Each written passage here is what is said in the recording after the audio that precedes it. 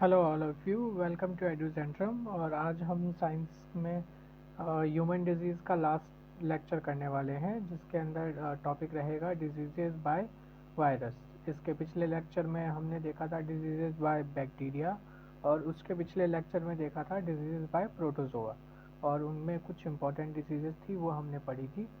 और इस बार हम देखते हैं डिजीज़ेस बाय वायरस, और इसको हम शुरू करते हैं। देखिए, फर्स्ट जो डिज़ीज़ का नाम है वो है HIV। HIV वायरस है, और जो डिज़ीज़ है उसका नाम है एड्स। ठीक है, इसको हम बोलते हैं acquired immuno deficiency syndrome. Generally ये HIV वायरस की वजह से होता है, और ये अटैक करता है अपने जो लिम्फोसाइट्स होती है, यानी वाइट ब्लड सेल्स होती है, उसके ऊपर अटैक करता है। और धीरे धीरे जो ह्यूमन का जो इम्यून सिस्टम होता है वो ख़त्म हो जाता है, और उसकी वजह से जो उसको बीमारियां होती है ह्यूमन की जो है वो डेथ हो जाती है। और इसका ध्यान रखिएगा, ये एक इनक्यूरेबल डिजीज़ है। इसके बाद में आता है डेंगू। डेंगू के अंदर कोई ख़ास तरह का वायरस नहीं है, बस ये बिलियन ऑफ वायरस होते हैं जिनकी वजह से होता है। ठीक है, डेंगू में आपके आइज़ के अंदर पेन होने लगता है, मसल्स पेन होता है, हेड एंड जॉइंट पेन होता है। ठीक है, इसके बाद में है पोलियो। पोलियो जो है ये पोलियो वायरस की वजह से ही होता है, जिसमें कि थ्रोट बैकबोन और की जो नर्व होती है वो आपकी काम करना बंद कर देती है। जनरली हम देखते हैं कि पोलियो अगर किसी को हो जाता है बचपन में, अगर तो हाथ पैर वगैरह जो है वो सही से डेवलप नहीं हो पाते हैं या कंट्रोल नहीं हो पाते हैं, तो वो आपकी जो बैकबोन नर्व होती है वो डैमेज हो जाती है इसकी वजह से। और इसका जो सिम्टम है वो क्या कह रहता है, इंटेस्टाइन सेल्स जो होती है वो डिस्ट्रॉय हो जाती है।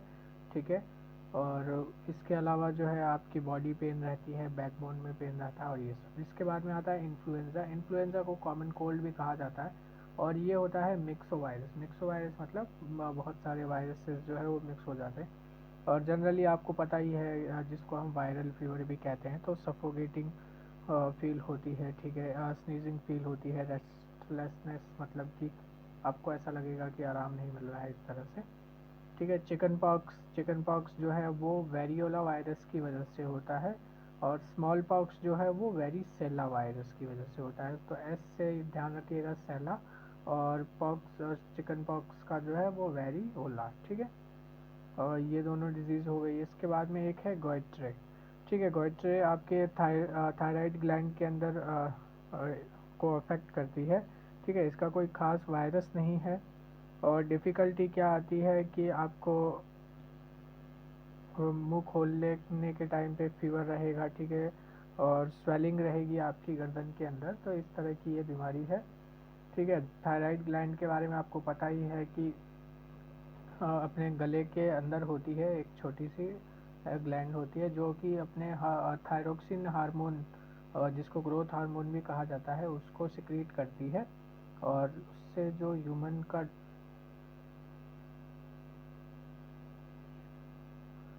का जो डेवलपमेंट होता है वो होता है। ठीक है, इसके बाद में हम देखते हैं मीज़ल्स। ठीक है, मीज़ल्स जो है वो मॉर्बेली वायरस की वजह से होता है। ठीक है, मीज़ल्स का जनरली क्या रहता है कि आपकी बॉडी पे लाल लाल तरह के, जिसको हिंदी में खसरा भी बोलते हैं, लाल तरह के निशान पड़ जाते हैं आपकी बॉडी पे। ठीक है, फिर है हेपेटाइटिस और जॉन्डिस। ये वायरस की वजह से होने वाली डिजीज़ है, कोई ख़ास तरह का वायरस नहीं है। सिम्टम क्या रहते हैं जॉन्डिस के, आपका जो यूरिन है वो येलो कलर का आने लग जाएगा, आपकी जो स्किन का कलर है वो हल्का पीला हो जाता है, आंखें और स्किन पीली हो जाती है। ठीक है, और रेबीज़। रेबीज़ किसको डैमेज करता है, नर्वस सिस्टम को डैमेज करता है। ठीक है, जनरली जो डॉग्स होते हैं अगर वो बाइट कर लेते हैं तो उसकी वजह से आपको रेबीज़ के टीके भी लगवाने पड़ते हैं। ठीक है, और नर्वस सिस्टम जो है वो आपका डिसबैलेंस हो जाता है, और ह्यूमन जो है वो हर किसी को एज अ थ्रेट देखने लगता है। ठीक है, और फिर आता है मैनिंगिटिस। ठीक है, मैनिंगिटिस जो है वो ब्रेन को डैमेज करता है।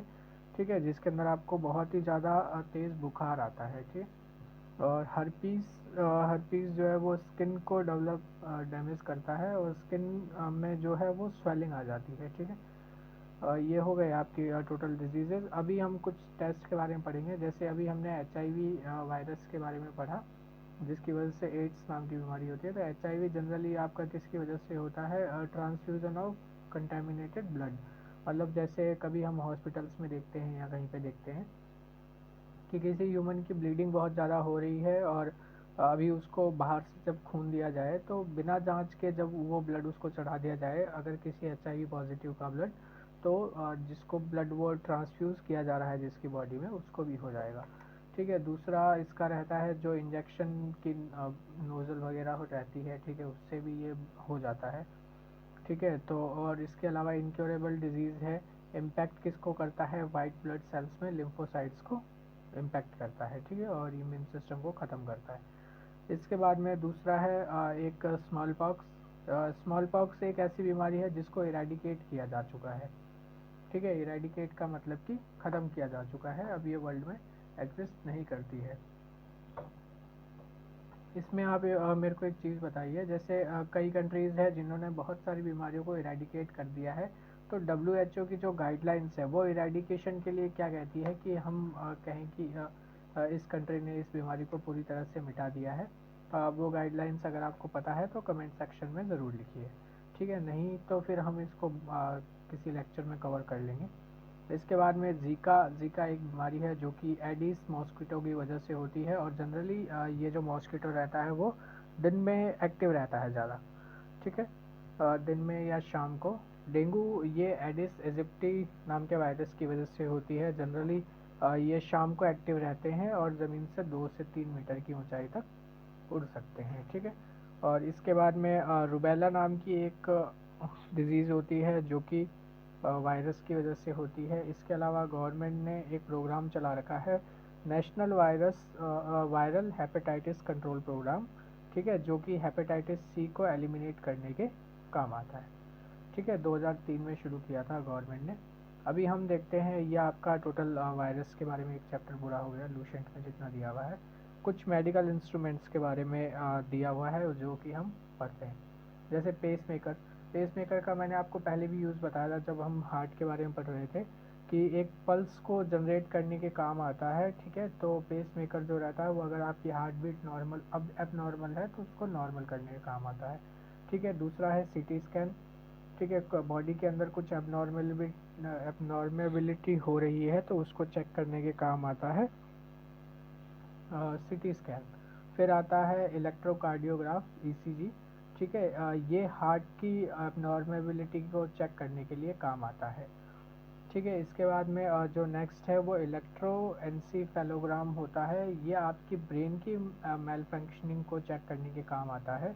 तो इस चीज़ को आप ध्यान रखिएगा। इलेक्ट्रोकार्डियोग्राफ मतलब कार्डियक साइकिल, तो इससे हार्ट को ध्यान रखेंगे। सीटी स्कैन मतलब बॉडी को ध्यान रखेंगे, और फेलोग्राम मतलब ब्रेन को ध्यान रखेंगे। ठीक है। इसके बाद में राइनोस्कोप जो होता है वो आपका नोज़ को चेक करने के काम आता है। कॉनकेव मिरर से जो आपके टीथ होते हैं, ठीक है, जो डेंटिस्ट होते हैं वो आपकी टीथ को चेक करते हैं। जैसे अभी हम कभी देखते हैं डेंटिस्ट के पास जाते हैं तो वो एक मिरर अपनी बॉडी मतलब मुंह में ऐसे रखता है, उससे उसको एक क्लियर इमेज दिख जाती है कि किस तरह से। और जनरली एक और चीज़ हम देखते हैं कि जब हम कहीं पे ट्रैवल कर रहे होते हैं तो एक मिरर लगा हुआ रहता है जिसमें ऑब्जेक्ट्स छोटे दिखाई देते हैं बट क्लियर। जब हम व्हीकल को एक ब्लाइंड मोड पे टर्न करा रहे होते हैं तो वहाँ पे हम देखते हैं कि हाँ इस तरह का कुछ मिरर लगा हुआ है। ठीक है। तो कॉनकेव मिरर उससे कहते हैं। और फिर इसके बाद में MRI के बारे में चेक करते हैं, मैग्नेटिक रेजोनेंस इमेजिंग। तो ये आपकी पूरी बॉडी में एबनॉर्मेबिलिटी को चेक करने के काम आता है।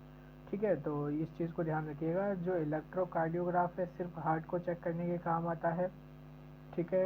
Compound tomography abnormality of body. और इसके बाद में इलेक्ट्रो एनसीओफेलोग्राम जो है आपके ब्रेन में, और इसके MRI जो है वो आपकी पूरी बॉडी में। ठीक है। ऑटो एनालाइज़र ये आपकी बॉडी में ग्लूकोज, यूरिया, कोलेस्ट्रॉल वगैरह को चेक करने के काम आता है। तो इन सब के काम हो गए। और कुछ और एक डिज़ीज़ जो होती है वो फंगस की वजह से होती है। तो फंगस से होने वाली डिजीज़ को भी हम देख लेते हैं। इसके साथ ही ये आपका टॉपिक जो है वो पूरा हो जाएगा। जैसे अस्थमा है। ठीक है। तो ये किसकी वजह से होता है? एस्परगिलिस फ्यूमिगेटस, ठीक है। ये इन्फेक्शियस डिजीज़ है, मतलब अस्थमा ह्यूमन टू ह्यूमन भी फैल सकता है। अगर किसी को अस्थमा है, वो आपके सामने अगर खांस रहा है तो वो फंगस एक एयर के माध्यम से, हवा के माध्यम से एक जगह से दूसरी जगह फैल सकता है। दूसरी डिजीज़ है एथलीट फुट, ठीक है। एथलीट फुट के अंदर क्या होता है कि जो पैर होता है वो काफ़ी ज़्यादा मोटा हो जाता है, ठीक है। और जनरली किसकी वजह से होता है, जो ये पैर की एड़ियाँ कुछ लोगों की फटी हुई रहती है और वो क्लीनलीनेस हाइजीन का ध्यान नहीं देते हैं, जिसकी वजह से ये एथलीट फुट नाम की बीमारी होती है। और इसका फंगस का क्या नाम है, टेनिया पेडिस, ठीक है। फिर है स्कैबीज। स्कैबीज के अंदर क्या होता है, आपकी बॉडी में पिचिंग होने लगती है, वाइट स्पॉट हो जाते हैं, ठीक है। और ये किसकी वजह से होता है, एक्रेस स्कैबीज की वजह से होता है, ठीक है। इसके बाद में है बाल्डनेस। ये किसकी वजह से है, टेनिया नाम के वायरस की वजह से ही है। और इससे क्या होता है, आपका हेयर फॉल होने लग जाता है। फिर आता है रिंगवर्म, ठीक है। और आपकी बॉडी पे या गर्दन पे कहीं पे देखते हैं तो राउंड स्पॉट पड़ जाते हैं, किसकी वजह से होता है, ट्राइकोफाइटम और लेरुक्सम की वजह से ये आपको ये और बीमारी होती है, ठीक है। इसके अलावा कुछ और भी बीमारियां दी हुई है जिसके बारे में मैं आपको बता देता हूँ, उसका पीडीएफ तो मैंने नहीं बनाया है।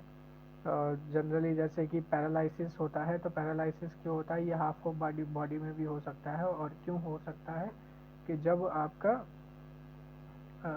कोई भी बॉडी का टेम्परेचर है वो बढ़ जाता है और हार्ट बीट की बढ़ने की वजह से ऐसा होता है, ठीक है। दूसरा है,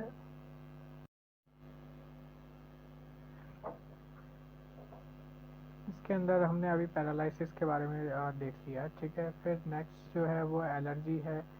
एलर्जी समटाइम्स किसी भी चीज़ से हो सकती है, आपको डस्ट से हो सकती है, स्मोक से हो सकती है, किसी केमिकल से हो सकती है, ठीक है। और कुछ और ये काफ़ी डेंजरस भी हो सकती है, मतलब आप ये कह सकते हैं कि एलर्जी की वजह से किसी की डेथ भी हो सकती है, ठीक है। तीसरी जो डिज़ीज़ है वो है सिज़ोफ्रेनिया। सिज़ोफ्रेनिया एक मेंटल कंडीशन है जिसमें ये इंसान अपने ख्यालों की दुनिया में रहता है, उसको कुछ भी सच नहीं लगता है, जो बाहर का वर्ल्ड है वो अपने वर्चुअल वर्ल्ड में ही रहना पसंद करता है। जनरली जो यूथ होते हैं उनके अंदर ये होता है। और जैसे आपने देखा होगा कई मूवीज़ रहती है, जैसे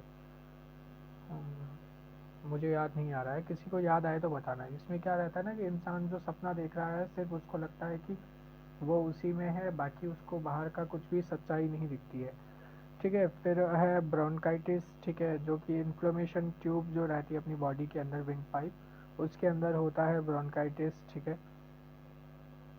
इसके अलावा ओबेसिटी। ओबेसिटी का जो मेज़र रहता है वो रहता है बीएमआई इंडेक्स, ठीक है। बीएमआई के बारे में आप ये बताइए कि ये न्यूट्रिशन लेवल भी बताता है या फिर सिर्फ और सिर्फ आपका जो बॉडी का फैट है उसके अकॉर्डिंग आपका सिर्फ बीएमआई बताता है, ठीक है। इसके अलावा जो डिजीज़ के बारे में हम देख सकते हैं, आर्थराइटिस, जो जनरली हम देखते हैं कि जॉइंट्स के अंदर पेन होता है। फिर है न्यूमोनिया, जो कि एलिवेली ऑफ लंग्स होता है, जिसके अंदर कि आप न्यूमोनिया में आपके लंग्स को ये हार्म करता है। फिर है कैंसर, जो कि अनकंट्रोल्ड ग्रोथ रहती है सेल्स की और मल्टीप्लिकेशन होता है, ठीक है। तो ये हो गई आपकी कुछ डिजीज़ेज़। नेक्स्ट जो हम लेक्चर करेंगे ये आपका डिजीज़ेज़, ह्यूमन डिजीज़ का जो चैप्टर है वो ख़त्म हो गया लूसेंट के अकॉर्डिंग। अभी हम जो नेक्स्ट पढ़ेंगे वो मिसलेनियस टॉपिक्स पढ़ेंगे कि कौन सी मेडिसिन की डिस्कवरी किसने की थी, कौन से विटामिन की डिस्कवरी किसने की थी, कुछ इंपॉर्टेंट देखेंगे। इसके अलावा कुछ इंपॉर्टेंट इन्फॉर्मेशन जैसे लार्जेस्ट मैमल कौन सा है, लार्जेस्ट बर्ड कौन सी है, लार्जेस्ट स्नेक कौन सा है, ये सभी चीज़ें हम देखेंगे। और कुछ इम्पॉर्टेंट फैक्ट्स जैसे कि फास्टेस्ट नर्वस स्पीड कितनी रहती है, ठीक है।